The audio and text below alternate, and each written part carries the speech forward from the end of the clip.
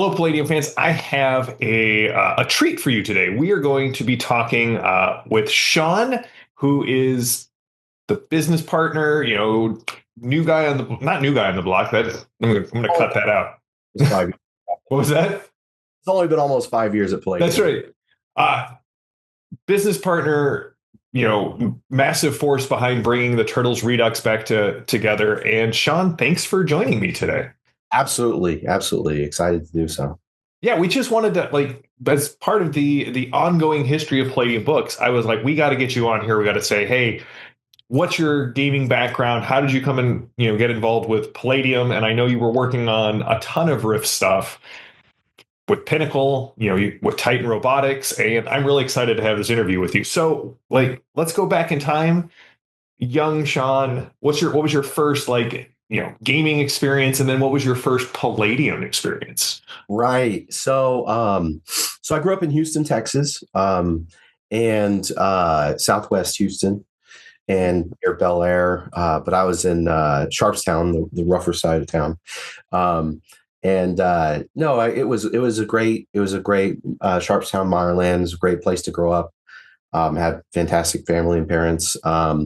And one of the things that I got into very early on was actually the first tabletop game I got into was BattleTech. And I loved science fiction. I loved giant robots, what kid doesn't? I love the Ninja Turtles. What kid of that period doesn't, right? Transformers, Robotech, Ninja Turtles. I mean, I'm 47 years old. So if you're anywhere near that, you probably know exactly what I'm talking about, especially if you grew up in the United States watching TV.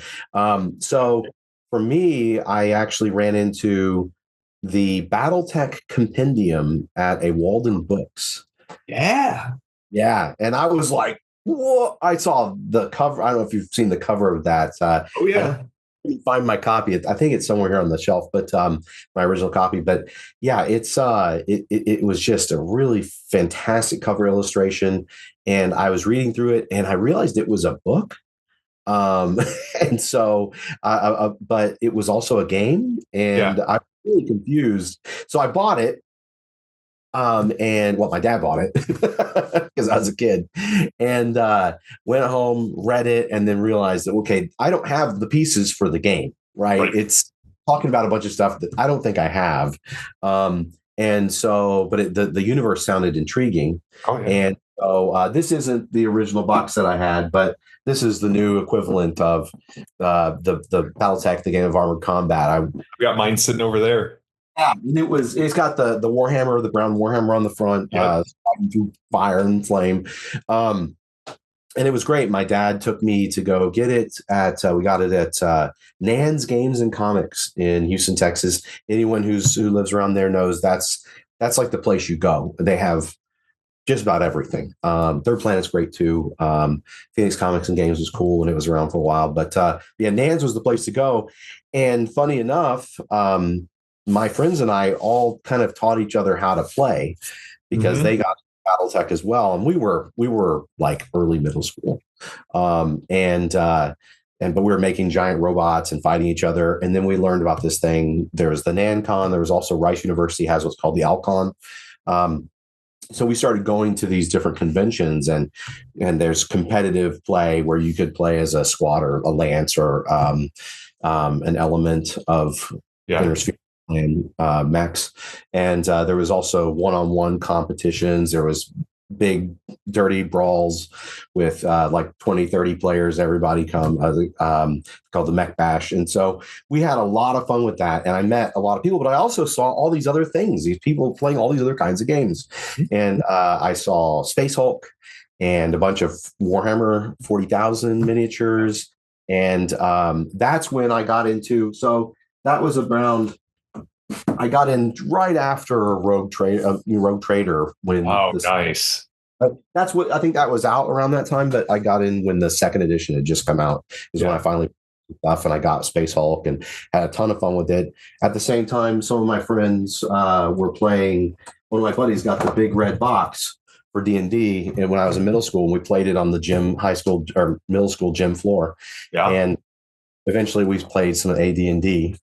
and had a lot of fun with that. Um, and so, yeah, I got kind of this tour of all these different things. And I really enjoyed BattleTech. I love the competitive aspect of it. Later on, I'll get into Magic the Gathering in Yeah. high school for the same reason. But I love the Ninja Turtles, and my dad's best friend, my uncle Mark, he gave me some graphic novels of the Turtles, and so I'd seen the cartoons. And if you ever seen the original comics, They are wildly different things. they're violent Yeah. people. I mean, like, but for me, it was like that perfect age. I wanted those more Hmm. mature stories where it's these episodic cartoons. The thing that bothered me about them is not the status quo never changed between the adventures. It might even seem like it, but then it doesn't, right? And so for me, that was a big deal to see. Wow, look at this deep story that they're weaving. Yeah. It's still all over the place. Still bonkers. They're going to other universes and out Oh into the yeah. galaxy. There's time travel, right? Or Simultaneous Renee, Svante Romero. I mean, there's just so much cool stuff. And so I was really into the graphic novels, and I was obsessed. And one of my buddies, he traded me some BattleTech source books for this other book that had more of that art you like. And sure enough, it was art by Kevin Eastman and Peter Laird, but it was literally this book. It's my old beat up copy of TMNT and Other Strangeness. So I got that book and I read it, and I realized, oh, it's one of those role playing games, kind of like Dungeons and Dragons. And the fantasy stuff is pretty cool to me, but the turtles hooked me, Yeah. right? You can make any mutant animal. So it was one of those things where it was the first RPG that I'd ever. We played some D6 Star Wars as well, and a few other things, but didn't really jive with it didn't really. I think part of it was the game system and rules just didn't jive for me. AD&D back then was especially the first edition of AD&D. Every skill was a different mini game. They didn't all use percentile or whatever. And so it left me kind of mystified as a dumb kid. But Turtles, I got it. I read it. I read the alignments. I read the experience system. It made sense to me. It wasn't like I get experience for picking up gold, or get experience for taking a magic sword out of this loot dungeon. I get experience for killing a monster. I kind of get that, but then I get loot experience, and how do I know what that's worth? It was really weird. Yeah. And it was also, there was odd stuff like every time you kill a creature as a warrior, you get extra experience, or every time you cast a spell as a cleric. And I don't remember all of it, but it was just really, it didn't work for me. And the Palladium system did. And Awesome. so I ended up getting, a couple of adventures like Turtles Go Hollywood, TMNT Guide to the Universe. I didn't even know the transdimensional TMNT existed back then.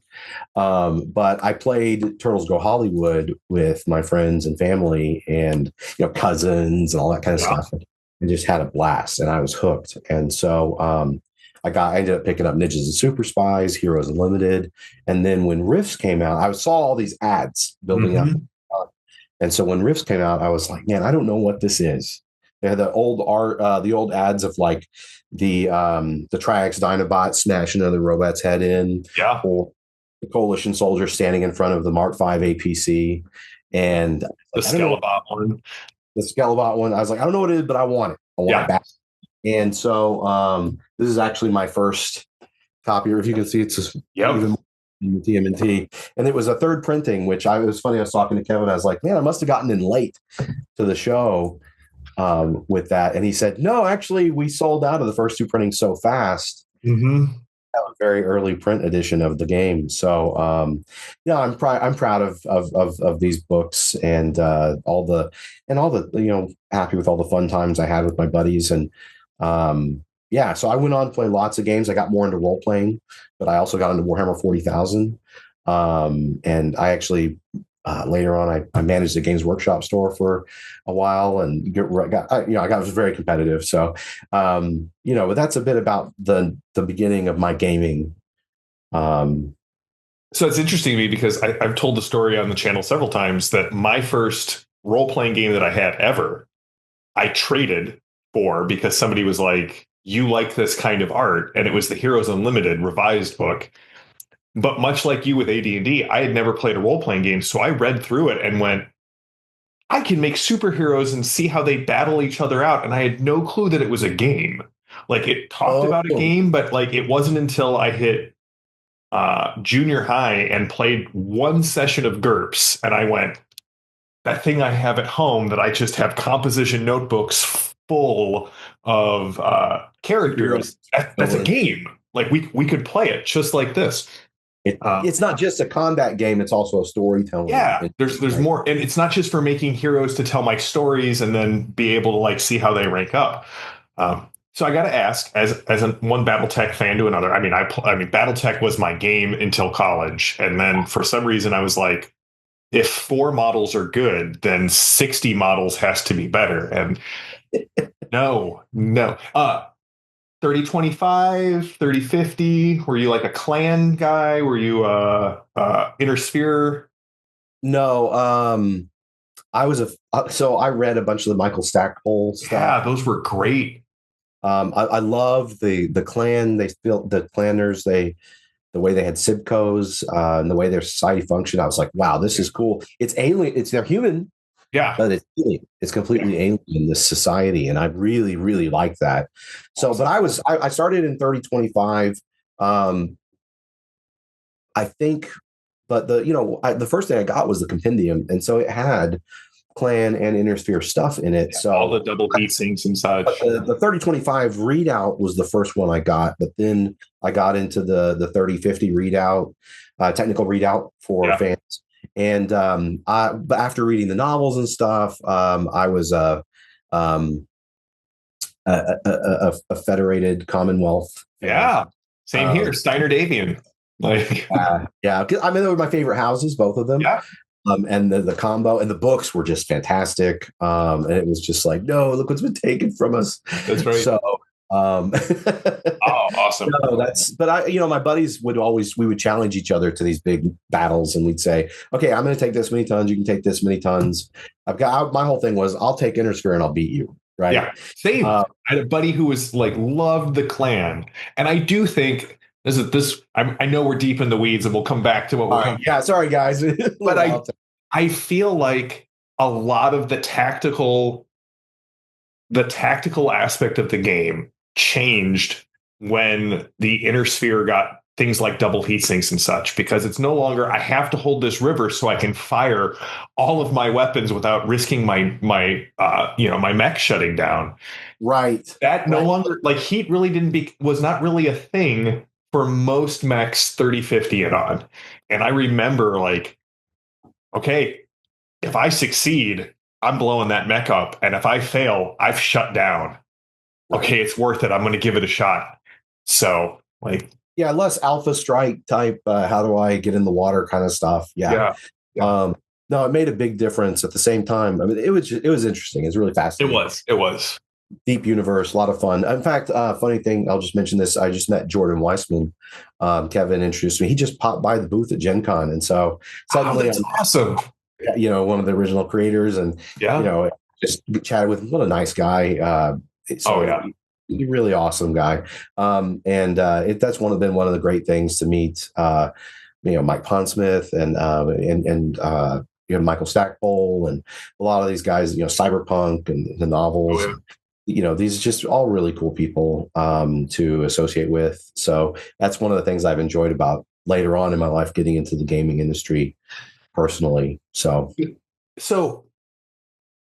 how did you go from I'm playing these games, I'm loving them, to you ended up going to school for game stuff, not more video game side of things, but still game stuff? They're like, fill in that little bit of a, I don't want to say missing years, but kind of the jump from, playing them to being right on the cusp of like getting into development and writing for them.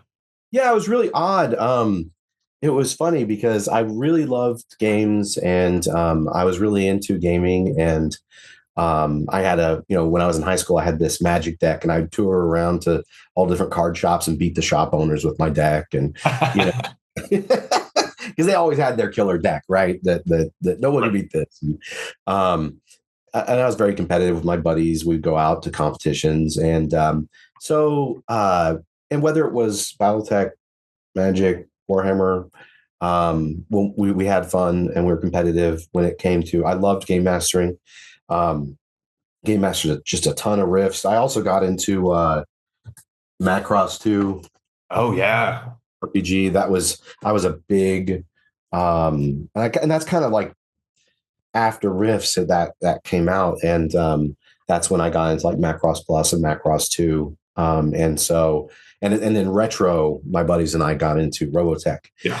the whole saga, and we just had a ton of fun with all of it. And there's a lot of crossover, right, with themes Oh if you yeah. look at stuff I was playing. And then I was a missionary for a couple of years in Taiwan, and after that.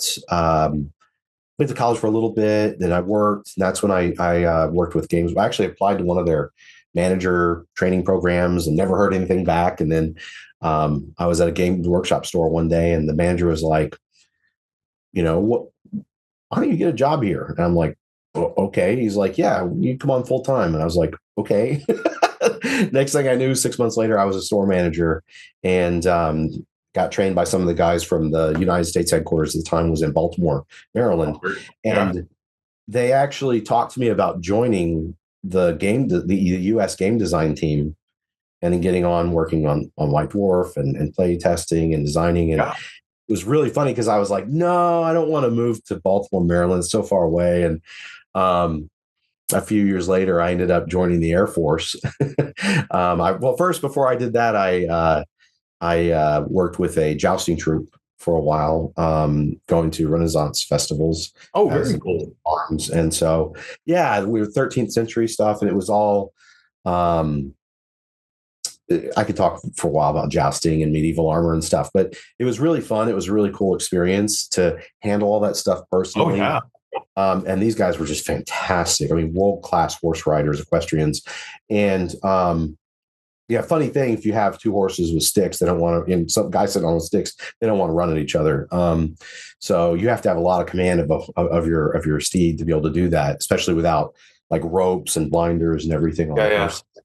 Some troops do, but the troop I worked with, we did theatrical. So there was blood packs and a story and lines, and it Oh, was that's awesome. it was so cool, man. And I would go and hide before each thing. I'd go and hide daggers and crossbow bolts with blood packs on them out on the field. And then one guy would pick up a crossbow and shoot the other guy, and he'd pick up that crossbow bolt I didn't, and it has a plastic blood pack. He squeeze it, and this red dyed K-Ro was it K-Ro jelly or whatever Yeah. that sweet stuff. Yeah. He The would corn squirt that. syrup. Yeah, and it was a blast. And then I realized, that was kind of silly, and I joined the Air Force to do something real. Um, and I was in military intelligence as a Chinese analyst. And during that, I was gaming. I was Yeah. that whole period. I was gaming. I played every edition of Dungeons and Dragons. I kept playing, going back to Rifts. I did tons of board games, tons of computer games. I volunteered as a beta tester on some computer strategy games. I'm listed in the credits. Just interesting stuff like that. And so when I got out of the Air Force, I was like, I worked for a little bit. I realized I need to go back to school using the GI Bill. They pay for you to go to college, not just pay for the college. They give you a stipend to live on. And I was like, my best friend was like, dude, you're going to better yourself. You don't have a bachelor's degree yet. All I had was an associate's degree in Chinese history and culture from the Defense Language Institute. And yeah, so I was like, I don't know, it was kind of torn. And I started taking some math classes to go towards an engineering degree. I took some graphic design classes, and then I took some layout classes for laying out books and Yeah. materials. And my professor pulled me aside. He's like, "You've got a real talent for this. I see you could be leading teams of creatives and artists." And I was like, "That's odd." Yeah.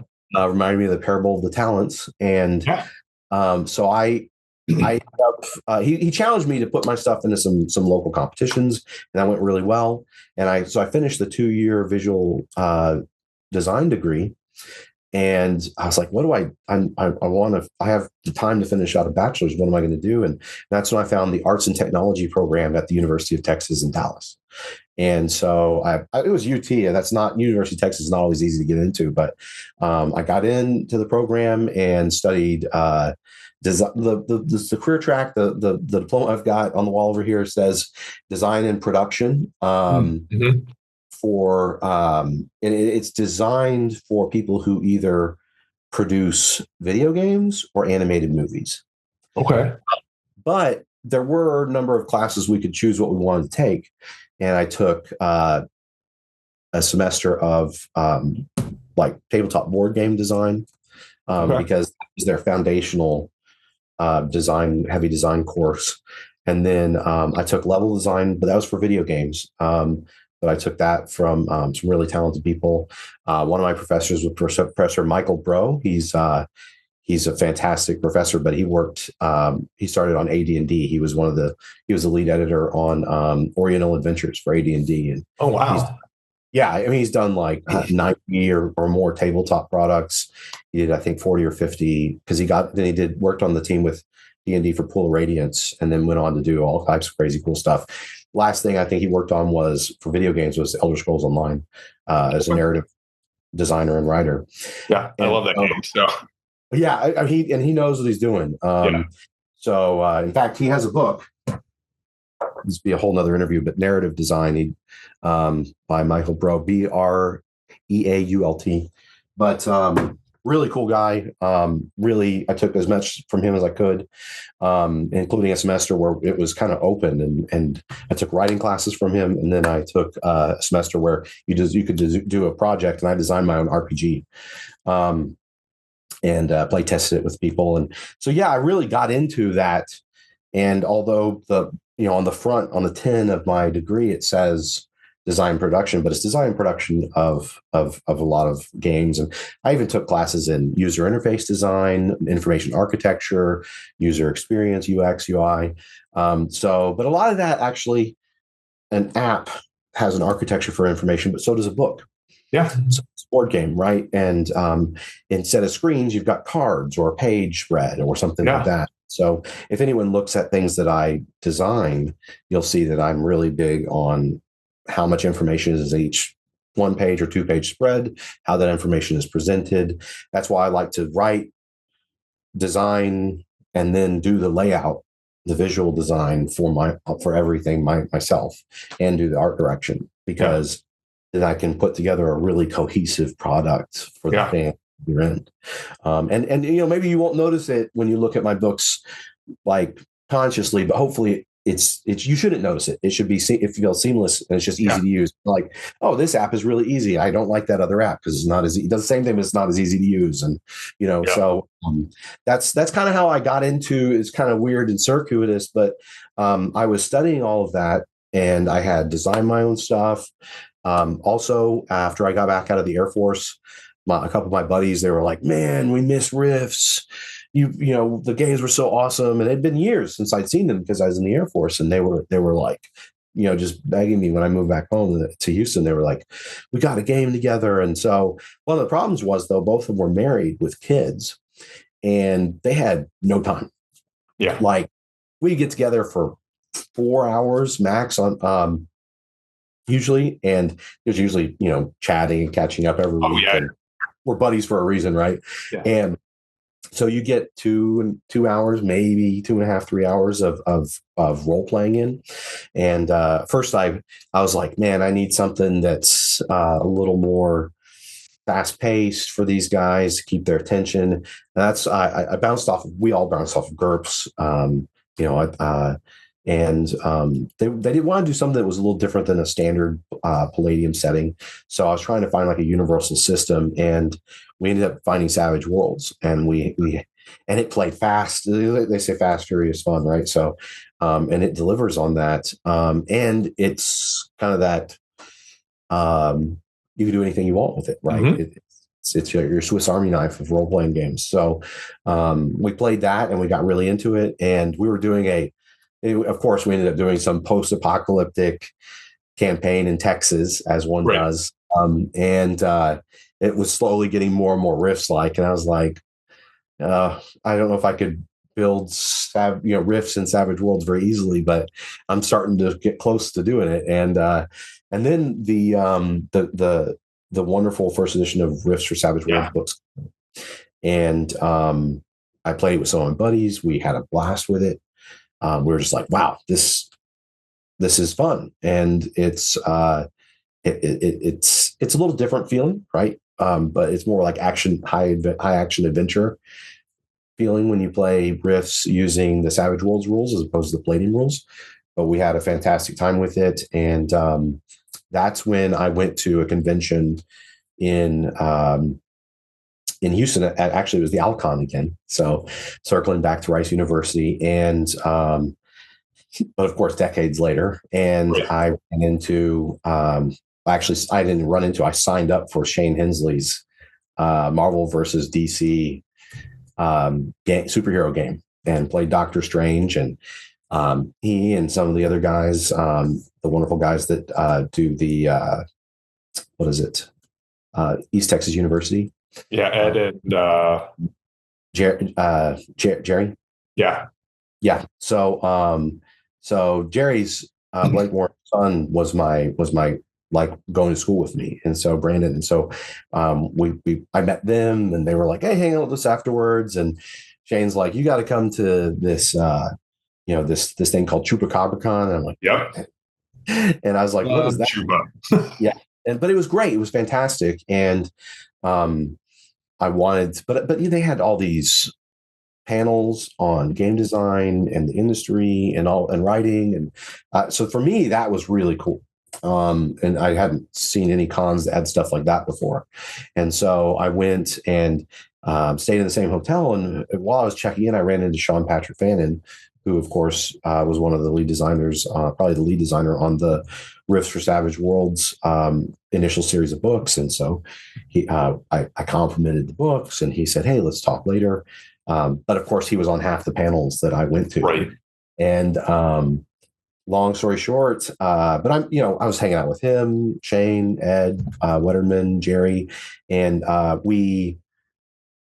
he just was like, hey, well, if you'd like to do some writing, we could get you started. And so I sent him like a whole bunch of sample writing, this narrative writing, the game system I designed.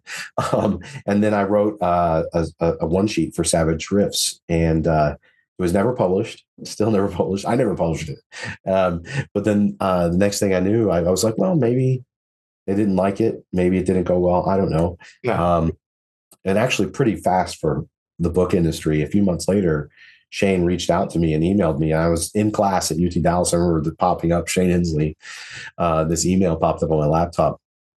And they offered me the chance to work on the coalition book for Rifts for Savage Worlds, which turned into Empire's Humanity. Empire's Humanity, yeah. Yeah, because it covers the other human factions in North America as well. Obviously, the coalition is the big one, right? That's kind of, it's kind of a crazy. Oh yeah, no, that's typically the way it is though in the industry, right? Like, yeah, it was weird, and I got an opportunity, and I was like, let's go, So well, and then you ended up becoming the line manager of Rifts for a while, Savage Rifts. Yes, I worked with, so there at the time there's three different books being worked on. There was Blood and Banes, Arcana and Mysticism, and then Empire's Humanity. And I was working with Sean and Robin Bircher, and we each had a book, right? But we proofread each other's stuff, gave each other recommendations, talked about, hey, how do you? They were great. They weren't, these super old school crazy. I mean, Rifts was always my jam. I mean, I memorized those books. I would just read them over every weekend, and it was before the internet, literally. And that was my jam, was reading Atlantis. It came out, read it cover to cover that weekend, right? The Juicer Uprising shows up, read it cover to cover that weekend. Yeah. And then, we're going on a car trip. I'm bringing my favorite 5 books that I need to read again, right? Yeah. And so I was super deep into the Rifts lore and the look and the art. And so the Birchers had been writing stuff for the Savage Worlds rules for years, and so they gave me a lot of help on that. I helped back up. Hey, this is what I think Rifts fans are going to want to see in these books. This is because a lot of the Savage Rifts fans are Rifts players, Mm-hmm. but also that even there's a lot of newcomers as well that have neither played Savage Worlds nor Palladium Rifts. But the same thing appeals to everybody. There's certain things that are very appealing about Rifts and different concepts, and so I helped navigate that. And then the big thing was Shane Hensley actually asked me to coordinate the art production because they were contracting Sigil Entertainment. The later Pinnacle bought them, but they were using them to contract the art, and they needed help making sure that it was going to meet approval by Palladium Books by Kevin. And so I got involved, and let's just say that there was the first round of art that we sent in. Kevin rejected half of it. But the interesting thing was his comments that he'd made were all things that I had told them or mentioned to them that I thought should look different. And so they were like, okay, well, just let us in the future, just be straight. Because I was the new guy. They were like, just tell us frankly, tell us straight up, and we'll just get it fixed and we'll just get it resolved. So there's no good for anybody when half the art is rejected, right? And so with that, I got to talk to Kevin, and we started chatting.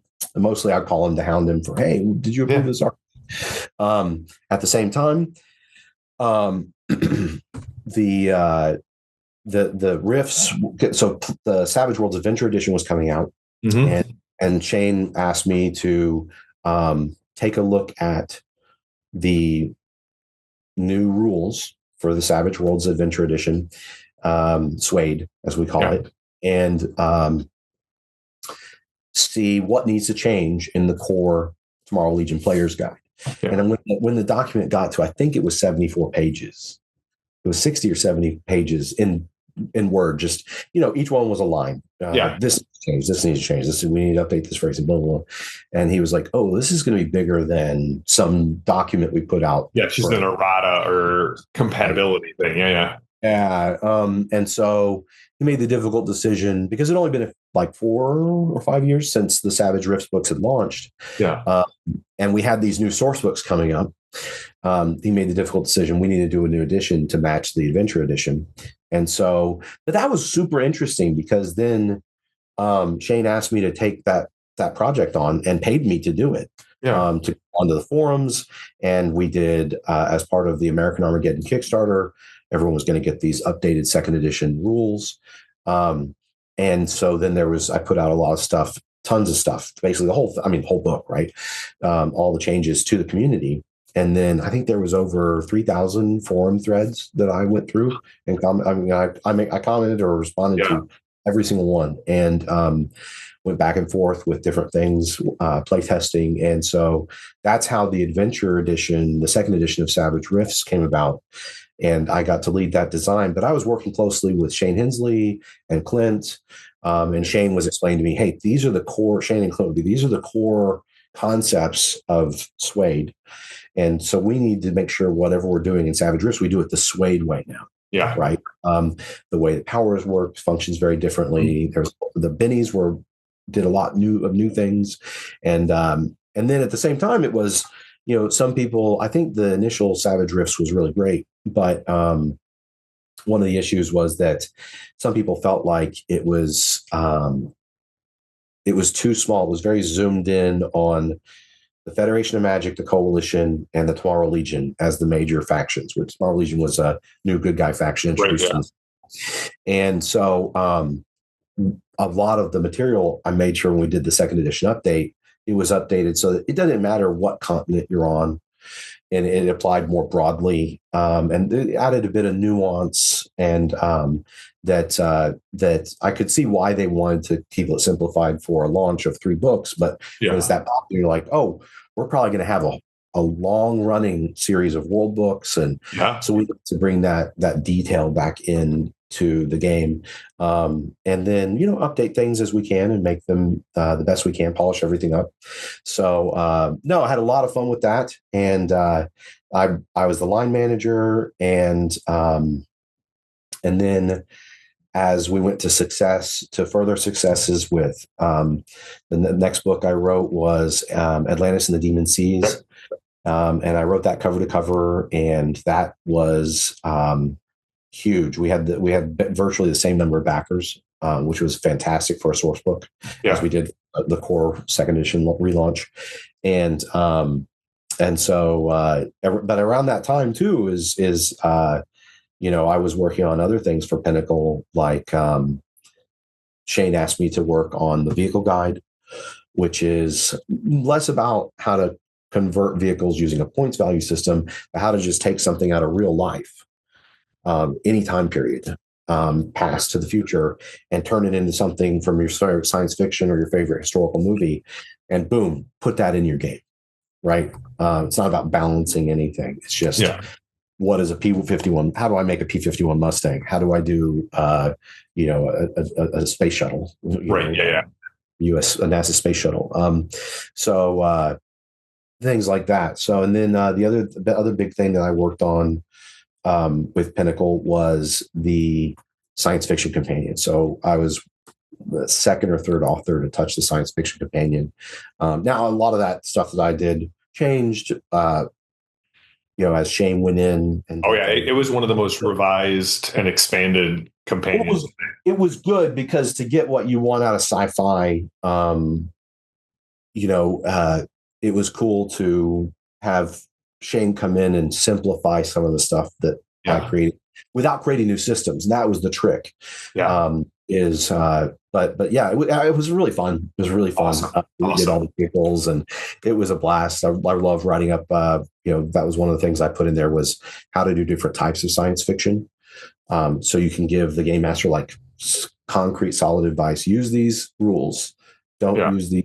Use these races. Use this. So if you want to do hard sci-fi or Star Trek, like high sci-fi. If you want to do time travel or time dilation, if you want to do mecha anime, if you want to do space opera, right?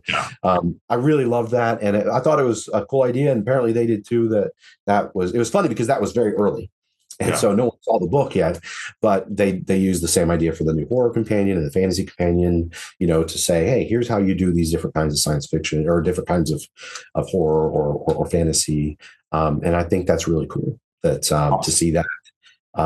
It makes Savage Worlds just fantastic for running whatever specific kind of campaign you want to run. Very cool. Well, we're going to wrap up this one, and we're going to be back in 2 weeks with another, a part 2 to this Who is this Sean guy interview. And we're going to talk about your transition out of Pinnacle and into Palladium and into the role that you're at. We're going to talk turtles. We're going to talk Titan robotics. I am very excited about the stuff that you have been doing at Palladium, and very glad to see that it's being very well received by the Palladium community. So if you guys have any questions for Sean, leave them in the chat, and we'll see if we can't work them into a third interview.